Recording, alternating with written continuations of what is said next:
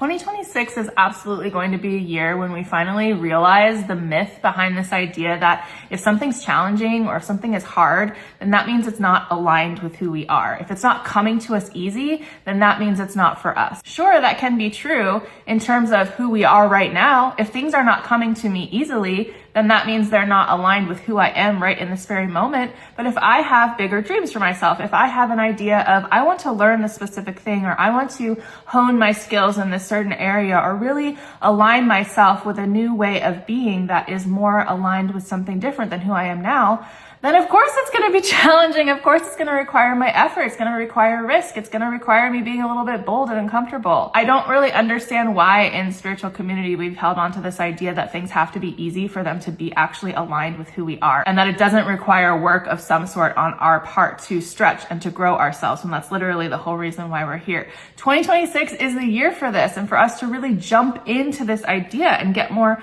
comfortable with that level of uncomfortability, because it's asking us, with Saturn and Neptune moving into Aries, it's going to be this huge shift of energy to bring a lot of inspiration and a lot of courage to all of us to really be the ones who are laying down the stones of our own paths, forging our own way forward, and not really interested in asking anyone else's opinion about it. It's going to be a year where if you're not actually feeling uncomfortable in terms of stretching yourself and growing, you might feel a little bit left behind, or you might look around you and wonder, where's everyone going? Saturn is discipline and effort. Neptune is the divine coming to meet us where we are making those decisions and choices, where we are deciding with our Saturnian physical efforts in our lives to move ourselves, to stretch and grow ourselves forward. And that Neptune divine energy wants to meet us there. Yes, it might cause some levels of disillusionment along the path, but all of that is just continuing to stretch us further and to make sure that we are clear with our intentions